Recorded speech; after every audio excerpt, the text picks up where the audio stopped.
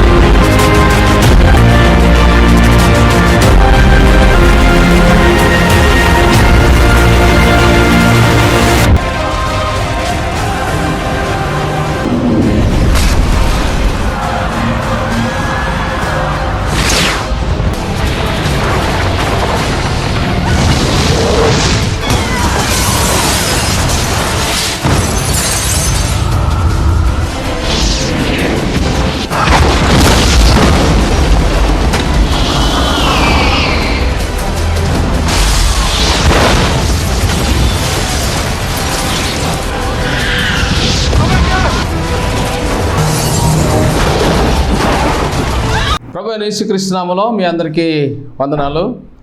అందరూ బాగున్నారా? మీ సమస్య ఏదైనా సరే, ఎప్పుడైనా సరే క్లియర్గా ఎవ్వరు చెప్పరు, కానీ పరిశుద్ధాత్మ దేవుడు చెప్తాడు. గొప్ప సంగతి ఏంటంటే ప్రతి ఒక్కరు కూడా కొన్ని విషయాలు గుండెలో దాచుకుంటారు, కొంతమంది ఎముకల్లో దాచుకుంటారు, కొంతమంది నరాల్లో దాచుకుంటారు, కొంతమంది స్లిప్లో రాసుకొని ఎవ్వరికి తెలియకుండా వాళ్ళు టెస్ట్ మనీ దాచుకుంటారు. ఇలాంటి వాటన్నిటికీ మంచి పరిష్కారం ఈ ఛానల్లోనే, ఈ మెసేజ్లోనే కాదు, మీకు ఏ మెసేజ్లు అయినా సరే ఒకసారి నాకు ఫోన్ చేసి చూడండి. మీ జీవితంలో అద్భుతమైన కార్యాలు ఖచ్చితంగా చూస్తారు. నేను లైఫ్లో ఎప్పుడు చూడలేదు, నేను లైఫ్లో ఇలాంటి శక్తిని అనుభవించలేదు, నేను ఎప్పుడు కూడా ఇలాంటి బలాన్ని అనుభవించలేదని మీరు ఖచ్చితంగా సాక్ష్యం చెప్తారు. నేను ఛాలెంజ్ చేసి చెప్తున్నాను, ఒక్కసారి నన్ను కలవండి.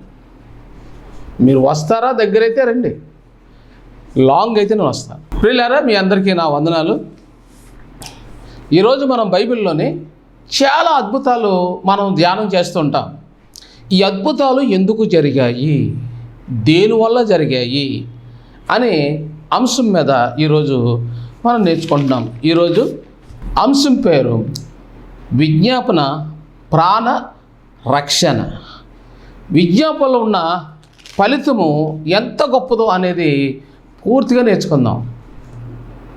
2 ఎపిసోడ్లు ఉన్నాయి దీంట్లో. దీని తర్వాత నెక్స్ట్ వచ్చే మెసేజ్ని ఖచ్చితంగా చూడండి, ఎందుకంటే ఇది చాలా అద్భుతమైన విషయం.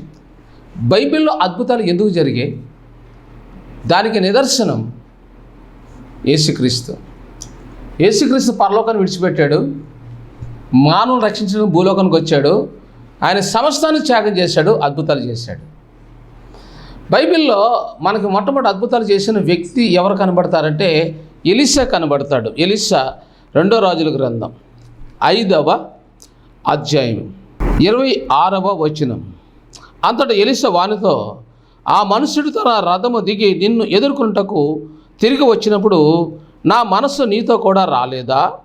ద్రవ్యమును, వస్త్రములను, ఒలివ చెట్లు, తోటలను, ద్రాక్ష తోటలను, గొర్రెలను, ఎడ్లను, దాసదాసీలను సంపాదించుకుంటకు ఇది సమయమా?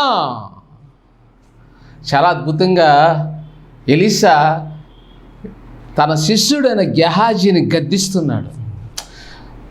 నయమాను స్వస్థపడ్డాడు, ఒక 10 లక్షలు కానుక తెచ్చేస్తుంటే వద్దు తీసుకెళ్ళిపో అన్నాడు.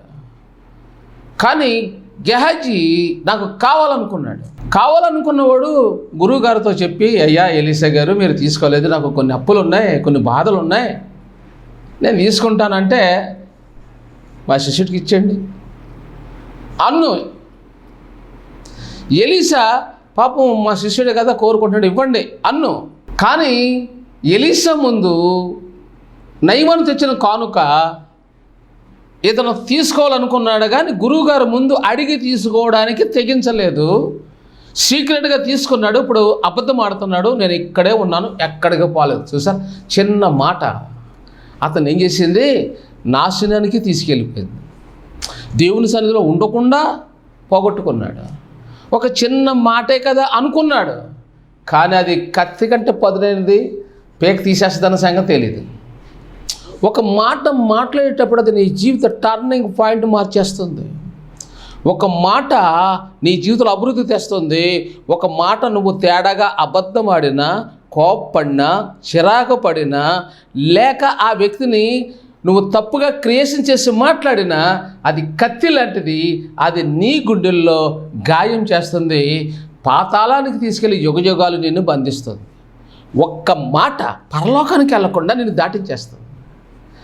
ఇక్కడ గెహాజీ ఏమంటున్నాడంటే, నీ సేవకుడే నేను ఇక్కడే ఉన్నాను అన్నప్పుడు నువ్వు నయమాను కలుసుకోవడం తెలుసు, అక్కడ ఆయన ఇచ్చిన వెండి బంగారుల దుస్తులు బట్టలు తీసుకోవడం నాకు తెలుసు, కానీ ఇప్పుడు దాసీలు, ఒలివ చెట్లు, భూములు, మంచి 3 అంతస్తుల డాబాలు, బంగారం కొనుక్కోవడానికి, డాబాలు కట్టుకోవడానికి, హ్యాపీగా ఉండడానికి ఇది సమయం కాదు అంటున్నాడు. పాత నిబంధనలో ఎలీషా తనకి 200 ఎకరాలు సుమారు ఆ భూభాగాన్ని వదిలేశాడు, తన ఆస్తిని వదిలేశాడు, తనకు వచ్చిన కానుకను వదిలేశాడు. అయితే ఆయన ఏమంటున్నాడంటే, నీవు ఇది తీసుకున్నందువల్ల అది నీకు శాపం. ఇప్పుడు నువ్వు సంపాదించి పోగుపెట్టుకునే సమయం కాదు ఇది, రెండో రాకడలో సిద్ధపడవలసిన సమయము అని మనకు అర్థం అవుతుంది.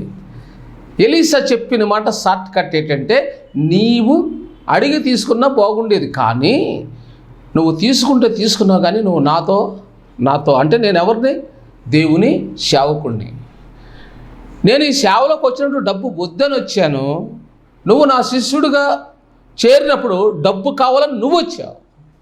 నేను వద్దనుకున్నాను డబ్బు, నువ్వు కావాలనుకున్నావు, తప్పులేదు. నువ్వు కావాలనుకొని తీసుకొని అడిగితే తప్పులేదు, కానీ నువ్వు అడగకుండా తీసుకున్నాను అన్నా బాగున్నావు. అసలు నువ్వు నాకు చెప్పకపోవడం ఒక తప్పు, అబద్ధం ఆడడం మరొక తప్పు. దేవుని దగ్గరే అబద్ధం ఆడావు. ఎందుకో తెలుసా? నేను ఎవరి సన్నిధిలో నిలిచి ఉన్నానో ఆ దేవుడు జీవము గల దేవుడు. జీవము గల దేవుడు అసత్యాన్ని ఒప్పుకోడు, అబద్ధాన్ని ఒప్పుకోడు. అబద్ధము సైతాన్ నుండి పుడుతుంది. ఉన్నది ఉన్నట్టు మాట్లాడేవాడు పరిశుద్ధాత్మలోంచి వచ్చే మాట అది.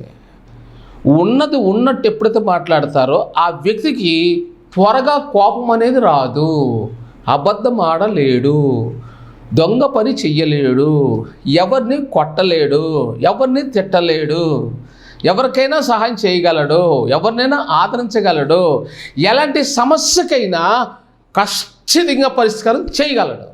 ఎందుకో తెలుసా? అతనిలో ఉన్న యథార్థమైన మనసే, సత్యమైన మాట అవతల వ్యక్తికి భవిష్యత్తునిస్తుంది, స్వస్థత ఇస్తుంది, ఆశీర్వాదం ఇస్తుంది, నెమ్మది చేకూరుస్తుంది, పరిశుద్ధాత్మతో నింపుతుంది.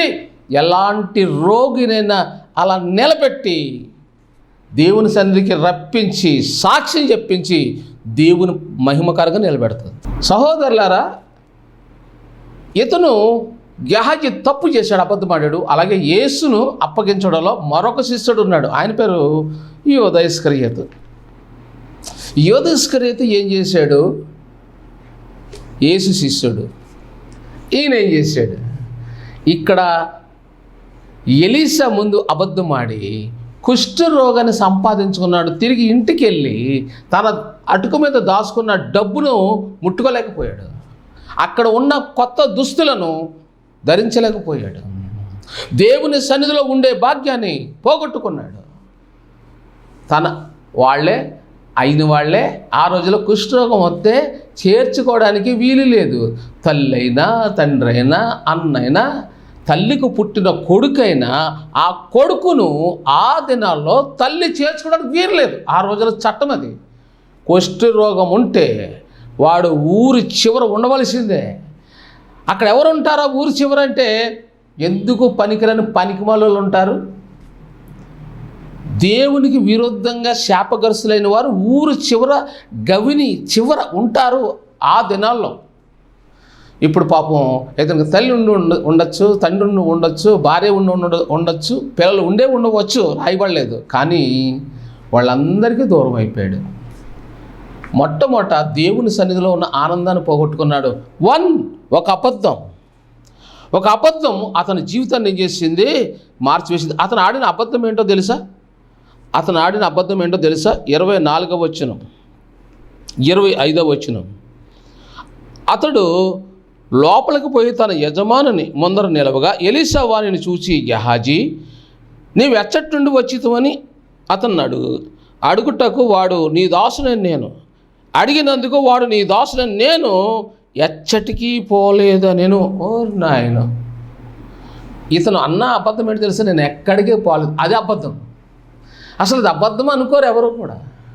నువ్వు ఎక్కడికి వెళ్ళావని ఎలీషా అడిగాడు. అయ్యా, వందలయ్యా ఎలీషా గారు, నాకు కొంచెం అప్పులు ఉన్నాయి, కొన్ని కష్టాలు ఉన్నాయి, నా భార్య బిడ్డలు ఆకలితున్నారు. అయ్యా, మీరు వద్దన్నారు. అయ్యా, నేను వెళ్ళి మీరు వద్దన్న కానుక తీసుకొని మా ఇంటికాడ వేసి వచ్చాను అయ్యా అంటే, మరి ఆ మాట ముందు చెప్తే బాగుంది కదా, నా కాలేజీ ఇప్పింది కదా, ఇలా జరుగును. సర్లే, తీసుకున్నాలే, దేవుడు నిన్ను దీవించుగాక అని ఎలీషా అన్ను. కానీ అలా అనకుండా ఎలీషాను శపించేటట్లు ఇతడు ఒక్క మాట సులువుగా అనేసాడు. కానీ ప్రమాదం ఆకాశం నుంచి పిడుగుపడినట్టు ఇతని మీద పడ్డది. నేను ఎచ్చటికీ పోలేదు అన్నాడు. సంపాదించుకోవడానికి ఇది సమయమా? నీకు కుష్ఠరోగం, నీకు నీ పిల్లలకి పిల్లలకి తరతరాలు నీ వంశానికి అంటి ఉండును గాక అనేసాడు ఒకే మాటతో. అందరూ చూస్తున్నారు, పబ్లిక్ అది, అందరూ చూస్తున్నారు. పాస్టర్ గారి దగ్గరికి అనేకలు వస్తారు ప్రార్థించుకోవడానికి. అప్పుడు అనేక ప్రవక్తలు ఉన్నారు, ఆ ప్రవక్తలు చూస్తున్నారు. ఎలీషాతో ప్రార్థించుకోవడానికి వచ్చిన వాళ్ళు ఉన్నారు. బహుశా ఎంతోమంది ఉండవచ్చు. కానీ వాళ్ళందరూ చూస్తుంటే ఇతను కుష్ఠరోగంతో ఎక్కడికి వెళ్ళిపోయాడు? ఊరు చివరికి వెళ్ళాడు. అంటే ఇతను ఇంటికి వెళ్ళడానికి కూడా అర్హత పోగొట్టుకున్నాడు. మొట్టమొదట ఇతను దేవుని సన్నిధిలోంచి ఎప్పుడైతే దూరం అయిపోయాడో, ఇంటిని పోగొట్టుకున్నాడు, అన్నదమ్ములు పోగొట్టుకున్నాడు, భార్య బిడ్డలు పోగొట్టుకున్నాడు, తల్లిదండ్రులు పోగొట్టుకున్నాడు, సమాజంలోకి వచ్చి నలుగురితో లేక ఒక్కరితో కలిసి అన్నము తినే భాగ్యం కూడా పోగొట్టుకున్నాడు. అసలు రావడానికి వీల్లేదు. ఒకవేళ వచ్చాడ రాళ్లతో కొట్టి పబ్లిక్గా చంపేస్తారు. పాపం అనే కుష్టి, అబద్ధం అనే కుష్టి చాలా భయంకరమైనది. కనపడదు. చాలామందికి నెమ్మది లేదని నాకు ఫోన్ చేస్తారు. చెల్లి, సహోదరుడా, నువ్వెవరిపైనా సరే ఒక్కసారి నాకు ఫోన్ చేయి. నీ జీవిత విధానంలో దాగి ఉన్న పాపం ఏంటో, నీకు వచ్చిన ప్రమాదం ఎందుకు వచ్చిందో, నీ నష్టం ఏంటో నేను చెప్తాను. ఇండియాలో కొన్ని వేల మందికి వాళ్ళ జీవితాలకు పరిష్కారం చేశాను నేను ఫోను లిఫ్ట్ చేయకుండా మాత్రం ఉన్నావు. ఖచ్చితంగా నువ్వు ఫోను చెయ్యి. ఏదో టైంలో ఫోన్ ఎత్తి నువ్వు చెప్పకుండానే నీ జీవిత విధానం, నీ ఎముకల్లో దాచిన మాటలు ఉంటాయి, నీ గుండెల్లో దాచిన మాటలు ఉంటాయి, నరాల్లో దాచిన మాటలు ఉంటాయి, పెదల్లో దాచిన మాటలు ఉంటాయి, నీ బుర్రలో దాచిన మాటలు ఉంటాయి. అన్నీ బయటకు తీస్తాను. కావాలంటే నీ పక్కోళ్ళు అడుగు చూడు, లేదా ఇంకొకరు నిన్ను అడుగుతారు. నాతో ఒక్కసారి కలిసావంటే నీ లైఫ్ చేంజ్ అవుతుంది ఖచ్చితం. ఎందుకో తెలుసా? దేవుడు పరిశుద్ధాత్ముడు నాతో ఉన్నాడు. ఎందుకో తెలుసా? ఎలీషా ఎలాగైతే వదిలేశాడో నేను అలాగే సమస్తాన్ని వదిలేశాను. అందుకని ఆ పవర్ఫుల్ నాకు కూడా దేవుడు ఇచ్చాడు. అది ఆయన కృప. నాకు ఇచ్చాడంతే, అది ఆయన కృప వాళ్ళు ఇచ్చాడు. ఎలీషా ఇంత శక్తి ఎందుకు వచ్చింది? ఎలీషా చెప్పించిన వెంటనే అతను కుష్ఠరోగం ఎందుకు వచ్చింది? అతని సమస్తాన్ని వదిలేశాడు. 2 కానుకను కూడా వద్దనుకున్నాడు. ఇన్ ద సేమ్ టైం అపోస్తులు కూడా అదే బాటలోంచి వెళ్ళారు. అపోస్తులకి వచ్చిన ప్రతి ఆదాయాన్ని వెంటనే పనిచేశారు. బైబిల్లో చాలాసార్లు రాసున్నది ఈ మాట. ఆయన ఒక మాట క్లూ ఇస్తున్నారు. అపోస్తుల కార్యం 2వ అధ్యాయం 45వ వచనంలో వారు అక్కర కొలది 45 లక్షలు వచ్చేయండి కానుక, ఒక 50 లక్షలు వచ్చింది. వారు అక్కర కొలది అంటే అక్కడ కొరతలు ఉన్న వాళ్ళు ఉన్నారు. ఈ ప్రపంచంలో ఎన్ని సంఘాలు అయితే ఉన్నాయో అన్ని సంఘాల్లో ఖచ్చితంగా కొంతమంది అప్పులు ఉన్న వాళ్ళు ఉంటారు, పెళ్ళికి సిద్ధపడిన వాళ్ళు ఉంటారు, అనాథలు ఉంటారు, రోగులు ఉంటారు, డబ్బులు లేక ఒక పూట తినేవాళ్ళు ఉంటారు, తల్లిదండ్రులు లేని వాళ్ళు ఉంటారు, అప్పుడే బిడ్డను పోగొట్టుకున్న తల్లులు ఉంటారు. ఒక పూట తిని అలా పస్తుండి ఆ ఒక్క పూట తినేదే తెచ్చి చంద దేవుడికి వేసి నీళ్లు తాగు పడుకునే వాళ్ళు కూడా ఉంటారు. అలాంటి వాళ్ళు దేవునికి ఇష్టలు, అలాంటి వాళ్ళు దేవుని బిడ్డలు. అస్సలైన స్వచ్ఛమైన బిడ్డలంటే అనాథులు, ఆకలితో ఉన్నవాళ్ళు, సరైన ఇల్లు ఉండదు, సరైన మందిరం ఉండదు, సరైన వాళ్ళకి ఘనత ఉండదు భూమి మీద, ఎవడో పట్టించుకోడు. కానీ పరలోకం నిఘా, పరలోకం వాళ్ళే ప్రశంసిస్తుంటుంది. భూమి మీద కారు మీద తిరిగేవాడు టై చేసుకొని పెద్ద అంగంగా ఉంటాడు చూడు, పరలోకం ఎప్పుడు వాడిని చూడదు. భూమి మీద చలమని అయిపోతారు వాళ్ళు, పెద్ద పాస్టర్లు, రెవరెండ్లుగా బిషప్లు చలమని అయిపోతారు. వాళ్ళు ఎన్ని అబద్ధాలు ఆడతారు తెలుసా? చాలా అబద్ధాలు ఆడతారు. కానీ పేదవాడు, దరిద్రుడు అబద్ధం ఆడడం. ఎందుకంటే వాడి పేదరికమే, వాడి దరిద్రతే నీతి. పెళ్లి చేద్దాం అనుకున్న డబ్బులు లేడు, డబ్బులు లేకపోయినా దొంగతనం చేయడు, ఏదో అక్కడిక్కడ అప్పు చేసి ఏదోలాగా కూతురు పెళ్లి చేస్తాడు, నీతి అది. కానీ ఆ చర్చిలో ఆ కూతురికి పెళ్లి చేసిన తల్లి ఉంది, తండ్రి ఉన్నాడు, అక్కడే ఉన్నారు. ఆ విషయం పాస్టర్ గారు తెలుసు. కానీ అయ్యగారి దగ్గర ఈ ఆదివారం 10 కోట్లు చందా వచ్చింది. కానీ ఏమంటే 10 లక్షలు తీసి ఆ పెళ్ళికి అప్పు చేసిన వాళ్ళు పిలిచి 10 లక్షలు ఇస్తే వాడు సొమ్మేం పోయింది, ఇవ్వడం. ఎందుకంటే అయ్యగారు పెద్దోడు కదా, మళ్ళీ ఆయన ఖజానాలో తక్కువైపోద్ది, సేవ ఆగిపోద్ది, ఎక్కడ ఆగదు. ఇది తప్పు. నీకు 10 కోట్లు 20 కోట్లు. ఈరోజు కొన్ని సంఘాల్లో ప్రతి ఆదివారం 1 కోటి కంటే ఎక్కువ, అంటే 1 కోటి రూపాయలకి ఇతను దశంభాగం కూడా తీయాలని బైబిల్లో ఉంది. ద్వితీయోపదేశకాండం రాసుంది 17, 26, సంఖ్యాకాండం 17, 26 ఇలా రాసున్నాయి. నేను చాలాసార్లు చెప్పాను. ఇప్పుడు ఈ 1 కోటి రూపాయలు వచ్చిన అయ్యగారు అనాథ పిల్లల్ని పిలిచి ఒక 5 లక్షలు ఇచ్చి ఇల్లు కట్టుకోండి అనొచ్చు. ఇల్లు ఆగిపోయింది, ఇల్లు కట్టుకోండి అనొచ్చు. పెళ్ళి ఆగిపోయింది, పెళ్ళి చేయండి అని అనొచ్చు. దరిద్రులు ఉన్నారు, అమ్మరా వెళ్ళరా తల్లి అని పిలిచి వాళ్ళకి ఒక 10 లక్షలు ఇవ్వచ్చు. నాయన వెళ్ళరా, నీ సంఘము ఆగిపోయింది కదా, ఎంత కావాలమ్మా? అయ్యా ఒక 10 లక్షలు కావాలి. సరే తీసుకోమ్మా, మందిరం కట్టుకో. అదండి త్యాగం. బైబిల్ అది చెప్తుంది. అలాంటి మనిషి ఎవరో తెలుసా? పాత నిబంధనలో ఎలీషా. అందుకనే ఎలీషా ఏది చెప్పితే అదే జరుగుతుంది. దుప్పటి నీటిలో కొడితే దుప్పటి కొట్టినందువల్ల నీరు 2 భాగాలైంది, పొడి నేలిచ్చింది. నీరు చెడిపోయి ఉంటే ఉప్పేస్తే రుచికరంగా మారింది. ఇక్కడ శపిస్తే కుష్ఠరోగం వచ్చింది. మరో అద్భుతమైన సంఘటన బైబిల్లో జరిగింది. 2వ రాజుల గ్రంథం 4వ అధ్యాయం 42వ వచనం. మరియు ఒకడు బయలుసాలిసా నుండి మొదటి బాపతును యవ్వాల పిండితో చేయబడిన 20 రొట్టెలను, కొత్త గోధుమ వెన్నెలను, కొన్ని పండ్లను తీసుకొని వచ్చి దైవజనుడు అతనికి కానుకగా ఇయ్యగా అతడు జనులు భోజనం చేయుటకు వాడిని వడ్డించుమనేను. ఎంత అద్భుతమైన మాట అండి. రొట్టెలేమో 20, మనుషులు లెక్కెడితే 100 మంది ఉన్నారు. ఎలీషా దైవజనుడు అన్నాడు, అసలు తెచ్చిన కానుక ఎలీషాకి. సరే, 1-2 శిష్యులు ఉన్నారు, ఇంకా కొంతమంది పాస్టర్లు ఉన్నారు అక్కడ. ఆ పాస్టర్లు ఈయన శిష్యులు తినాలంటే ఎలీషా గారు ఒక 2 రొట్టెలు తింటాడు. పెద్ద తిండిపోదు కాదు ఆయన. మిగతా వాళ్ళకి తినగా మిగులుతాయి. కానీ అక్కడ అప్పుల వల్ల బాధపడిన వాళ్ళు వచ్చారు ఎలీషాతో ప్రార్థన చేయించుకుందాన్ని. ఇల్లు ఆగిపోయిన వాళ్ళు వచ్చారు ప్రార్థన చేయించుకుందాన్ని. పెళ్ళి ఆగిపోయిన వాళ్ళు వచ్చారు డబ్బు కావాలని ప్రార్థన చేయించుకుందాన్ని. డబ్బు మాకు కలిసి వచ్చేలా ప్రార్థన చేయండి అయ్యారు అని చెప్పడానికి అక్కడికి కూడా ఎలీషా దగ్గరకు వచ్చి ఉంటారు. అయ్యా మా అమ్మకు ఒంట్లో పోలేదు అయ్యా, మీరు ప్రార్థన చేయండి స్వస్థ వస్తుంది అన్నవాళ్ళు కూడా ఉంటారు అక్కడ. మా అమ్మకు ఆపరేషన్ అయ్యా, కొంచెం ప్రార్థన చేసి సహాయం చేయండి అయ్యా, సహాయం దొరికిలో ప్రార్థన చేయండి అయ్యా, అలాంటి వాళ్ళు కూడా అక్కడ ఉన్నారు. అప్పుడు ఎలీషా ఏం చేశాడంటే అక్కడ వాళ్ళందరూ ఆకలితో ఉన్నారు. ఏం గ్రహించాడంటే ఆయన ఎలీషాతో ప్రార్థన చేయించుకోవడానికి వచ్చిన వాళ్ళ అక్కర్లేంటో గుర్తించాడు. మొట్టమొదటి వాళ్ళు ఆకలితో ఉన్నారు, ప్రార్థన చేశాడు, వడ్డించండి అన్నాడు. రొట్టెలన్నీ 20, ఉన్నవాళ్ళు ఎంతమంది? 100 మంది. ఇప్పుడు రొట్టె ముక్కలు చేయడానికి లేదు, చూస్తుంటే దొంతలు కనబడుతున్నాయి. ఇలా పెట్టుకొని 20 ఇచ్చుకుంటే వెళ్ళిపోయారు. ఒక్కొక్క రొట్టె ఇచ్చేసారు. మరి అందులో చేపల పులుసు చేశారు, మటన్ ఫ్రై చేశారో మనకు తెలియదు.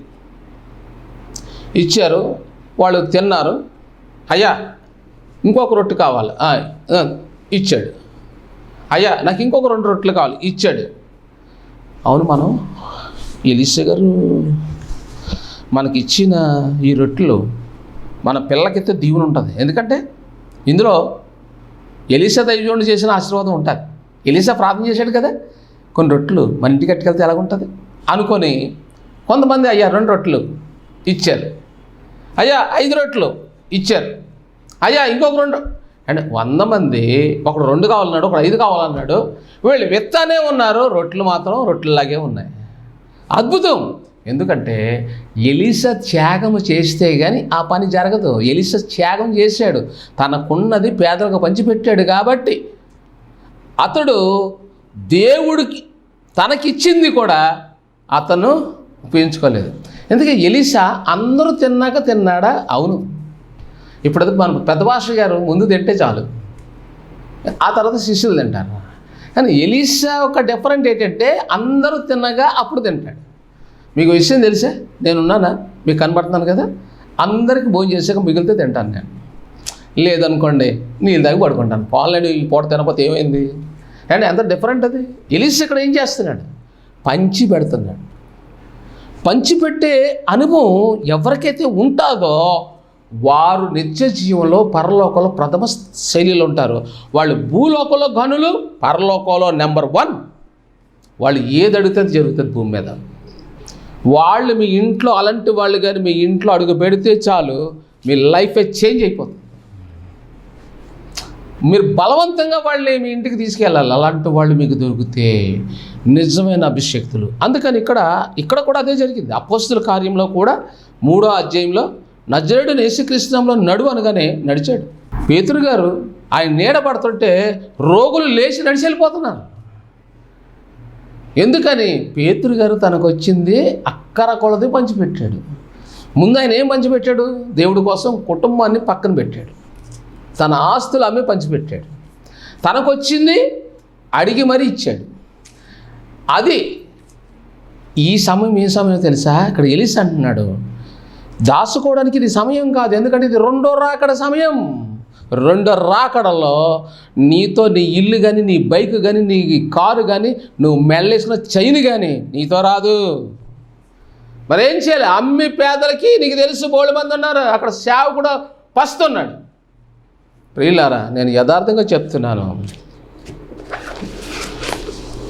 2025లో నాకు వచ్చిన కష్టాలకి 2025లో ఎందుకు పనికిరాని బియ్యాన్ని నా భార్య వండితే ఒక పూట తినడానికి నాకు నచ్చేది కాదు. ఎందుకంటే బియ్యము పచ్చివి, నాకు అలవాటు లేదు. నేను బొంబాయిలో మంచి బాస్మతి రైస్ తినడం అలవాటు, ఏదో ఒక చపాతీ తినడం అలవాటు. బొంబాయిలో జీరా రైస్ ఉంటుంది, స్పెషల్ రైస్ ఉంటుంది, 4-5 రైసులు ఉంటాయి. చెంచాతో తింటాం, కొంచెమే తింటాం, ఒక 2 రుమాలి రొట్టెలు తింటాం. కానీ ఇక్కడ ఇంత అన్నం తినడానికి ఎక్కలేదు. ఒక 4-5 నెలలు మహాకరువు అనిపించాను నేను. ఈ సంవత్సరం నాకు 1,00,000 మంది ఫోన్ చేశారు, బ్రదర్ నీకు ఏమన్నా కావాలా? వద్దమ్మా, వద్దు. నా ఉద్దేశం ఏంటంటే దేవుడు ఎవరినైనా ప్రేరేపిస్తే తీసుకోవచ్చు, అంతే. ప్రేరేపించలేదు అనుకోండి, అడుక్కోకూడదు. అడగను. ఒకవేళ పంపిస్తే ప్రేమతో అది దేవుడు పంపాడని మాత్రం తీసుకుంటాను. కానీ దానికి రుణపడి వాళ్ళ ఇంట్లో ఉన్న ప్రతి సమస్య కోసం పేరున ప్రార్థన చేస్తాను. సత్యం, మీరు ఎక్కడైనా అడగండి. మీరు ఎప్పుడైనా సరే నాకు ముందు అంటే ఇప్పటికీ కొన్ని వేల మందికి నేను ఫోన్లో ప్రార్థన చేశాను, ఇండియాలో ఉన్న ప్రతి ఒక్కరి కోసం. చిత్తూరు జిల్లా, బెంగళూరు, తిరుపతి, విశాఖపట్నం, కర్నూలు, విజయవాడ, మచిలీపట్నం, హైదరాబాద్, బొంబాయి, గుజరాత్. మీరు అడగండి, మీరు మాట్లాడతానంటే వాళ్ళ నెంబర్లో మీకు పంపిస్తాను. సామేలు బాబు ఏం మాట్లాడాడమ్మా నీతో, నిన్ను ఎలా సేవ్ చేశాడని మీరు నన్ను పరీక్షించండి. చిన్న మిస్టేక్ కానీ ఉంటే లెంపగే కొట్టండి అన్న. మీరు కొట్టడానికి మీకు అధికారం కూడా లేదు, ఎందుకంటే నేనేం ఆశించలేదు కదా.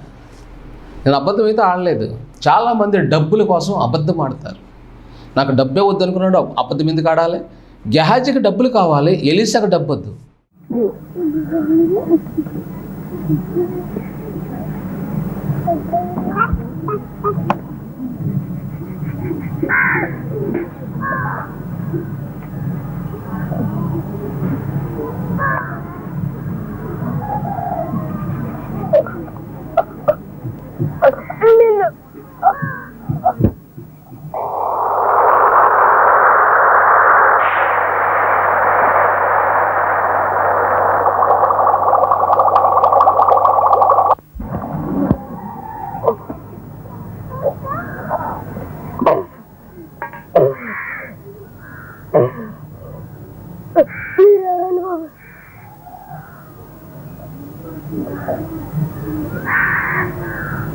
పోయే ప్రాణాన్ని వచ్చి కాపాడాలి. మీరెవరండి బాబు? మీరు అన్నిటికీ తీర్చివ్వాలండి. ఏమో దేవుళ్ళగా వచ్చి నన్ను పోయే ప్రాణాన్ని కాపాడ మీ పేరేంటండి? బహుశా దేవుడే మనిషిలాగా వచ్చే వాళ్ళు వచ్చి నా చేరువై నా స్నేహమై నన్ను ప్రేమించే నా యేసయ్యా.